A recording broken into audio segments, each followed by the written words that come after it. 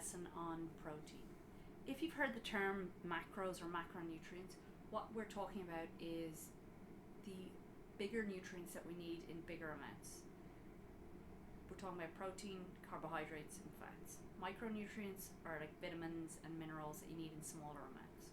This lesson is all going to be about protein, something that you need in a bigger amount. So what is a protein?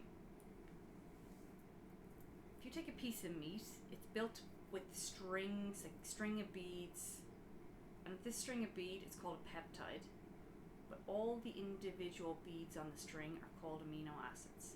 There's 20 of these amino acids, and there's thousands of different strings that they can create with those 20 amino acids.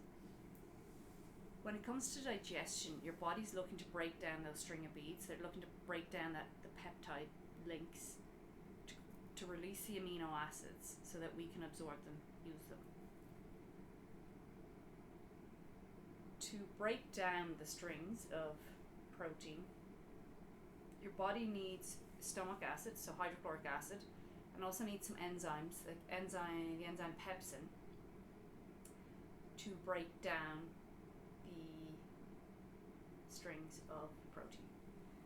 So if stomach acid is present and the enzyme pepsin is present, it'll activate and it'll turn into pepsinogen, and this is what's going to break down protein into the amino acids, make it easier for you to absorb it. What I really want you to look at here is that if your body isn't doing those steps, like the stomach acid isn't there and those enzymes aren't there, there's going to be symptoms that your body produces to say something's not right here. So if you feel after a big meal, you feel like a couple hours later it's still like sitting in your stomach, it feels heavy in your stomach, this could be a sign that you're not breaking down protein correctly.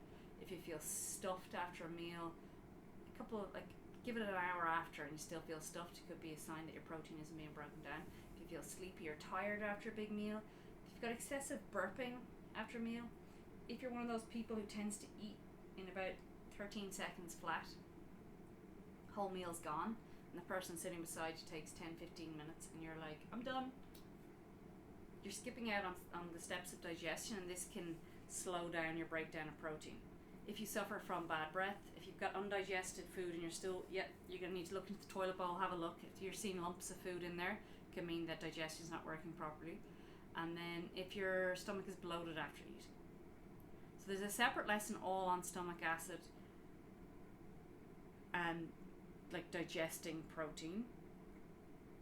Find it on the website or email us and we'll send it to you. But if you suffer from any of these symptoms, I would suggest looking at that lesson and trying to increase your stomach acid and aid digestion.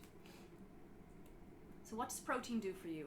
I'm not talking about like growth and repair, its functions, it's your building blocks. I mean, like, what does it actually do for you? Like, what do you think about it?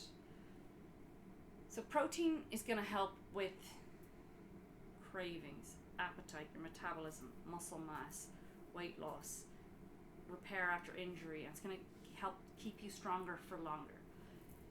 So protein is a macronutrient that takes the longest to leave your stomach, and this is going to make you feel fuller for longer, and it's going to slow digestion down. So eating protein with each meal is going to ensure that you feel fuller for longer. It's going to help to balance your blood sugar levels.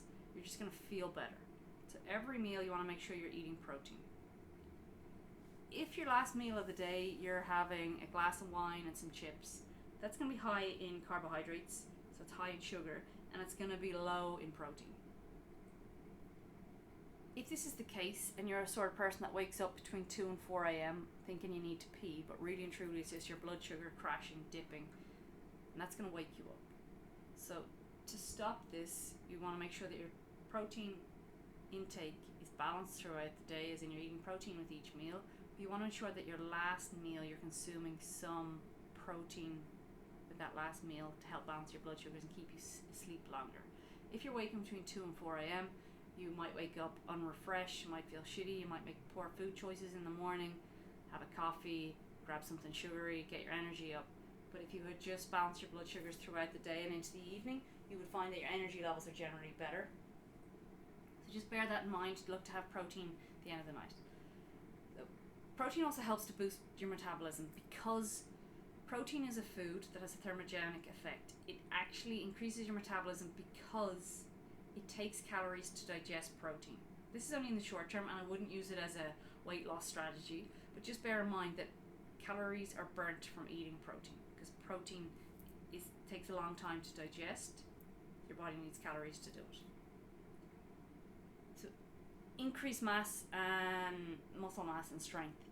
If you're hitting the gym, you're lifting some weights, you're doing a class, you're doing a lot of body weight push-ups, whatever it is, and you're not eating enough protein, your body's going to struggle to recover after training, because your body needs the raw materials of amino acids to help your muscles recover after training. So you just always want to bear that in mind. To help any sort of recovery, you need to be eating a certain amount of protein. As we talked about earlier on, appetite and cravings. So if you're looking for weight loss or looking to maintain weight loss, you want to make sure you're eating a certain amount of protein. It's going to make you feel fuller for longer. You're not going to have as many cravings. It's going to burn excess calories, a few extra calories. That's how it helps with your weight loss. If you eat more protein, you're going to eat less sugary snacks, essentially, because you're going to feel fuller for longer. I'm not demonizing sugar, just to be aware. Your body needs protein to maintain your building blocks of your tissue, so your muscle, your organs. So if you get injured, your body needs protein to aid recovery. Then there's also, as we age, we lose muscle mass. Unfortunately, once we hit like our late 30s and 40s, our muscle mass starts to decrease, maybe by 1% a year. And that can be counterbalanced by weight training and making sure you're eating enough protein so your muscles remain working. But if you're sedentary, you're not eating enough protein, your muscle is going to start to break down.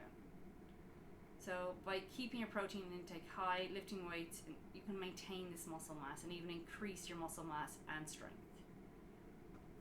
Hence why resistance training, weight training is so important. So how much protein should you as an individual be consuming? So it's based on your activity levels, it's also based on your weight. So how to calculate your protein intake? It's all done through this pretty chart here. So you're going to do it based on kilos. I will work it out in pounds for you. I'll show you how to do it. But if you are just to maintain health, if you were to lie in a bed for the next 6 months and not move, your body would still look for 1.2 grams of protein per kilo of body weight to keep you alive, to keep your muscle mass. If you're moderately active and you're like, let's say, training 3 to 4 days a week, you're looking to consume 1.4 to 1.6 grams of protein a day. If you're an athlete and you're training 5 to 7 days a week, I would suggest between 1.6 and 2 grams of protein a day per kilo of body weight. So how to calculate it?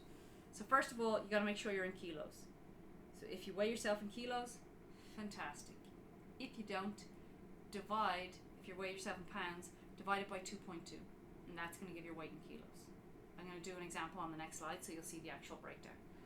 And so from the slide above, I want you to pick where you're at. Are you just trying to maintain health? Are you active? Or are you an athlete? So pick whichever one you want to go with. In this example, we're going to go 1.6. So multiply your body weight in kilos by the amount of protein recommended. That's going to give you your protein goal, essentially.